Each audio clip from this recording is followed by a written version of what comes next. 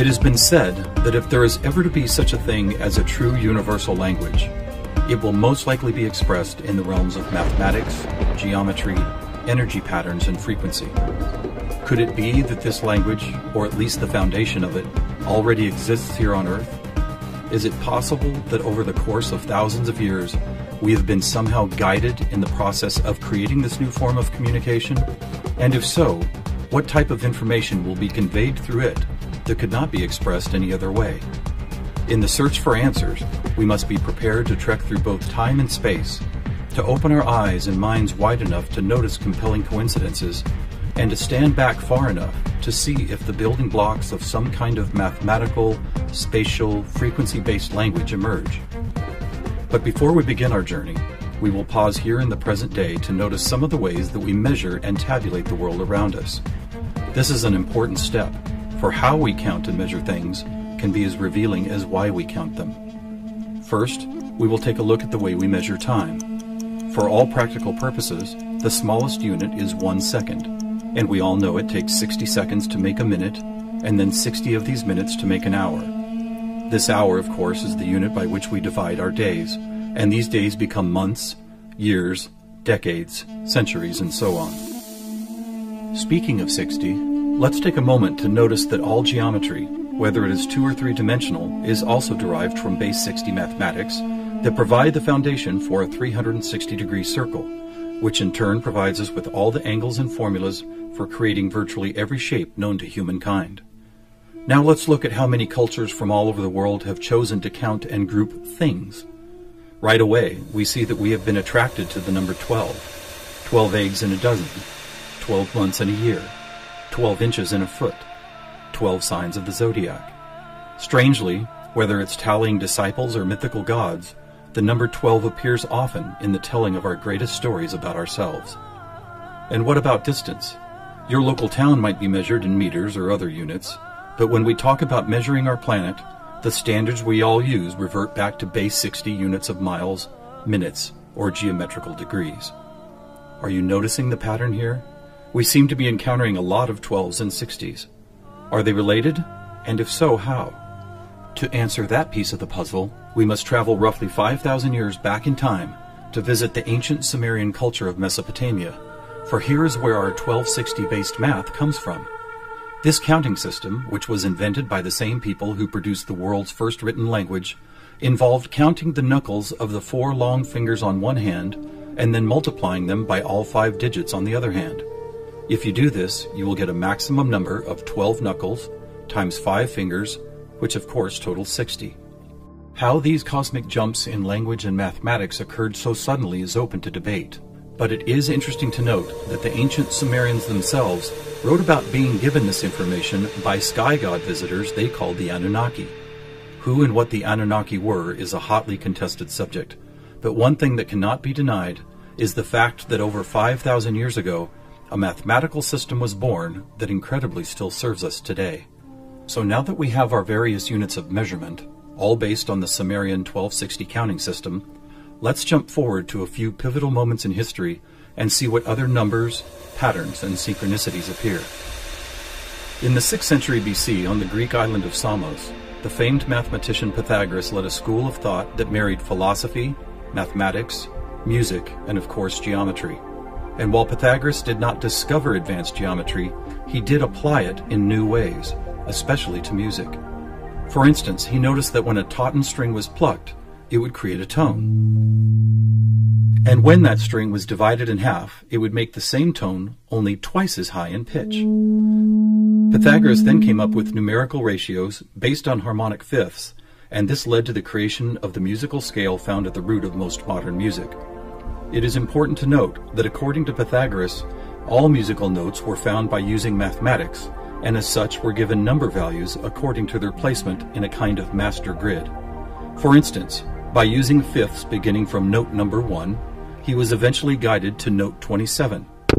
And to find the same note twice as high in pitch, he simply kept doubling it to 54, 108, 216, 432, and so on up the scale. If you've ever heard of Pythagorean tuning, you know that the number 432 is quite important. To Pythagoras himself, it probably wouldn't have stood out more than any other in his numerical grid. But in our quest to find a universal language based on mathematics and frequency, this particular note represents a significant piece of coincidental evidence. You see, many ancient musical instruments, from Tibetan bowls to Native American flutes, happen to produce the same tone, a tone that vibrates at 432 cycles per second. That's compelling, but even more intriguing is the fact that Pythagoras was not calculating vibration cycles to find tone 432. It just happens to be the same number. What's more, for decades, most modern musical instruments were also tuned to this same fourth octave A, with a value of 432 cycles. How could this be? Who chose this particular note as the keystone for instrument tuning, and more importantly, why? Here is where a deeper mystery begins to emerge, and to explore it we will need to go back to Pythagoras' other passion, geometry. It is not an exaggeration to say that to Pythagoras and his disciples, geometry and math held a key to the nature of all life everywhere, and maybe it does. Let's look at the first four geometric shapes, the circle, triangle, square, and pentagon. In each of them are angles of degrees that, when added together, always total a specific number relative to that particular shape. For instance, if we take a triangle, the sum total of all three interior angles is always 180. For both the square and circle, it is 360. For a pentagon, it is 540. Now at this moment, let's step back and look at these numbers in a different way, as there seems to be something about them that reaches beyond a simple sum of angles. Did you notice that they happen to be in the same numerical neighborhood as tone 432? What's more, they all add up to 9, just like 432. As an experiment, let's take a look at the numbers found in basic geometric shapes, then apply those numbers as vibration cycles to hear the tones they produce. First, let's listen to what the 180 total degrees contained in a triangle sound like.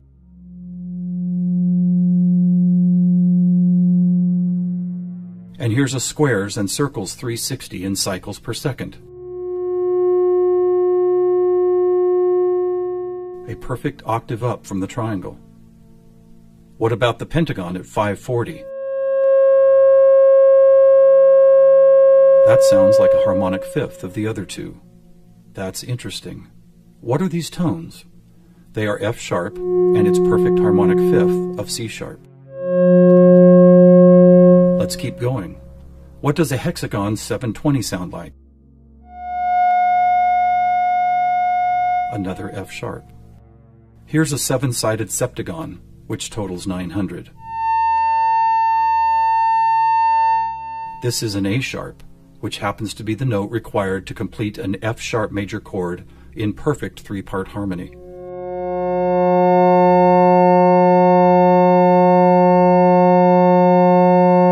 And finally the octagon, where we get 1080, another C sharp. Suddenly, geometry is expressed by tones, and these tones just happen to create the most beautiful form of music, a perfect three-part major chord in the key of F sharp.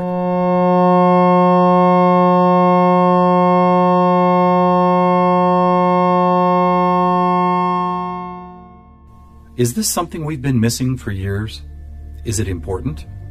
To the famous philosopher and mathematician Plato, the answer would have been a resounding yes, for it is Plato who advanced the study of two-dimensional geometry into three-dimensional geometry, and who began to recognize that nature, whether expressed as a tone, the petal design of a flower, or the spiraling design of a seashell, seemed to follow a 3D mathematical pattern.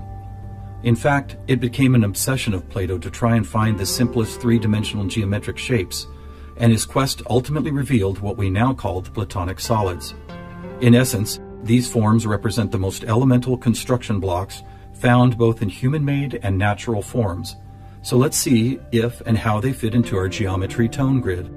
First, there is the tetrahedron, or a three-sided pyramid comprised of 4 interlocking triangles. As we did before, let's add up all the angles found in those 4 triangles. The answer, 720, which we have already seen is the tone F sharp.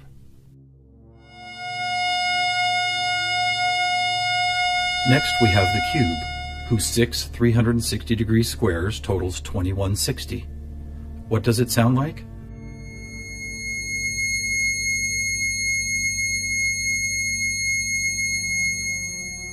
2160 is a high C sharp, and as you will see later, a very interesting number for other reasons as well.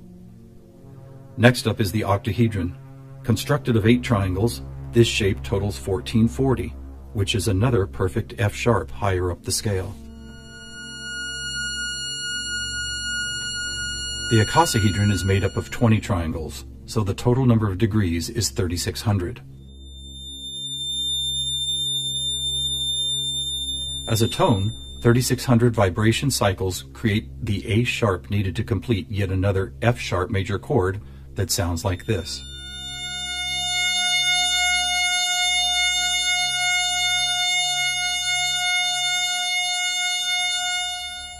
At this point, we have seen how 2- and 3-dimensional geometry can be expressed by the notes found in an F sharp major chord. Could this also be true with what is known as sacred geometry? To find out, we will first need to build a design called the germ of life, which, when repeated, goes on to reveal the seed of life, then flower of life pattern found at sacred sites all over the world. First, we start with a circle at 360 degrees, which is the familiar F sharp. We then add our second circle, bringing the total to 720, another F sharp. 3 circles totals 1080, which provides the harmonic fifth of C sharp. 4 circles is 1440, another F sharp. 5 circles totals 1800, or the A sharp needed to once again provide the harmonic third of an F sharp major chord. And finally the 6th circle, which brings the total to 2160, another C sharp. Amazing! It's as if we can now both see and hear the flower of life pattern that has intrigued humankind for thousands of years. So now we have 2-dimensional geometry, 3-dimensional geometry, and even sacred geometry being represented by different variations of an F sharp major chord. How is this not common knowledge? How have we missed this connection? There are actually 3 explanations. 1, for reasons ranging from the mundane to the conspiratorial, musical instruments are no longer tuned to an A vibrating at 432 cycles per second, but rather 440. 2, modern tuning calls for equal temperament, which no longer adheres to Pythagoras' whole number simplicity. And 3, the tuning method required to reveal geometric shapes is based on a mathematical grid rather than mathematical ratios. This grid, if it had a name, would probably be called something like factor 9, because the number 9 is found not only in the sum of every note on the grid, but also as the number required to move up or down the scale. For instance, if we started at note A at 216 cycles, all we would have to do is add or subtract the number 9 to reveal all the other tones in that octave. And it is here, on this incredible factor 9 grid, that we find not just some of our geometric numbers, but all of them. Conversely, modern A440 tuning reveals not one correlation to geometric numbers. Now let's go back for a moment and take a look at one of these numbers, 2160. The number expressed by both the cube and the germ of life pattern. You may have already noticed that without the 0, it is exactly half of our magic 432. That's worth noting, but what is even more intriguing is the way this number keeps showing up in other large-scale measurements. To discover one of these measurements, we will need to jump forward from Plato's time to when the Mayan civilization was flourishing. Roughly 1500 years ago, Mayan stargazers were the most accomplished astronomers the world had ever known. Their concept of cyclical time led to many incredible discoveries. The accurate length of a year, the exact dates of seasonal changes, even the moments when solar and lunar eclipses would occur. But their most amazing discovery was of something known as the precession of the equinox, which makes note of a very slow wobble of Earth's axis. Somehow aware of the fact that this wobble takes 25,920 years to complete, the Mayans called this cycle one great year, with each of its 12 great months requiring 2160 Earth years to complete. And what about this? Did you know that the diameter of our moon, when measured in miles, also happens to total, you guessed it, 2160? Lastly, watch what happens when we apply simple division to this highly synchronous number. 2160 divided by 2 is 1080, the angle sum of the octagon. By 3, 720, the total of the hexagon. By 4, 540, the pentagon. By 5, Are you ready? It's the ketone of 432. And by 6, 360, the number of both the square and circle. All F sharps and C sharps, with our 432A thrown into the mix, as if it were some kind of clue to solving a cosmic riddle. Maybe we should look at this number even more closely. As we've stated, our closest celestial neighbor, the Moon, is 2160 miles across, and 216 is exactly half of 432. What about the other large object in our sky? Were you aware that our Sun is 864,000 miles across? Incredibly, where the Moon's base number sequence is half of 432, the Sun's number sequence is exactly twice 432. And do you know how many seconds there are in a day? 86,400, or 43,200 for the 12 hours of day and 43,200 for the 12 hours of night. Or try this. Take the 360 degrees found in the circular shape of our Sun and Moon, and then multiply it by the 12 hours of either day or night. The answer, 4320. Or how about this? What is the only whole number that when squared comes to within 0.01% accuracy to measuring the speed of light? 432. What is going on here? We have all these different things: Earth cycles, time and celestial measurements, geometry, sonic frequency, yet they are all represented by the same numbers over and over again. To answer that, we must search for the factor common to all of them, and that common factor is the 5,000-year-old Sumerian 1260 counting system. It is what gave us the inches to a foot, the seconds to a minute, and the 360 degrees in geometry. It's almost as if the sky god visitors, who the Sumerians called the Anunnaki, provided humanity with a counting system that would lead to the discovery of these synchronicities. Could it be that the number 432 really is some kind of cosmic key that unlocks a language of higher understanding? And if so, have these sky visitors ever been back to make sure we don't miss the importance of the 432 matrix? One possible answer can be found in the story of a man named George Van Tassel, a respected aeronautical engineer who believed he was contacted by extraterrestrial beings in the early 1950s. During this encounter, Van Tassel said he was provided with a mathematical formula that could be used for everything from time travel to sound frequency healing, and which he used to build the world-famous Integratron near Joshua Tree, California. What is this formula? It is F equals 1 over T, or frequency equals one particular something divided by the number of time. Well, what if that one something was the biggest one on our planet, the one great year of 25,920 discovered by the Mayans? And what if the number for time was the most logical choice of 60? Suddenly, this mysterious equation is expressed as frequency equals 25,920 divided by 60. Are you ready for the answer? It's 432. Not only the frequency that instruments all of the world have been tuned to for thousands of years, but also the number that reveals the synchronistic nature of life on this planet. Noticing all these coincidences revealed by the 432 matrix and the Sumerian counting system, we must wonder if other ancient cultures were aware of them as well. Just scratching the surface, it would seem that they were. For example, let's take the Sumerian 12 and square it for a total of 144. Right off, we see that it is indeed a number and tone contained within our factor 9 grid. Expanding outward, we find 1440, then 144,000, which is a number that appears all over the world in the most compelling of ways. Take, for instance, the Great Pyramid of Giza. It happens to have been covered with 144,000 smooth white casing stones. To ancient Mayans, 144,000 days was the length of their 394-year Baktun, a time cycle which has just begun again. In the Bible, we read that there will be 144,000 chosen ones redeemed from the earth prior to the apocalypse. Obviously, number sequences like these have been significant to many different cultures and religious sects, and to one enigmatic group in particular, the Freemasons. Were the earliest Masons, the supposed keepers of sacred information, also aware of the factor 9 grid, the 432 key, and the number 144,000? Their infatuation with the numbers 3 and 13 might be telling. For instance, if you divide 144,000 by 432, the answer is 333.3 into infinity. Or take a look at the back of a dollar bill. That famous unfinished pyramid could be revealing some interesting clues. For instance, there are 13 steps climbing the pyramid, and 13 times 33.3 is 432.9. Even the shape of the flat-topped pyramid appears to be made as if someone had drawn 4 dots in a line, then 3 above it, then 2 above that, and then connected those dots to reveal this iconic shape. And of course, let's not forget that the square root of our all-important factor 9 grid is 3 threes. Who else knew about 432?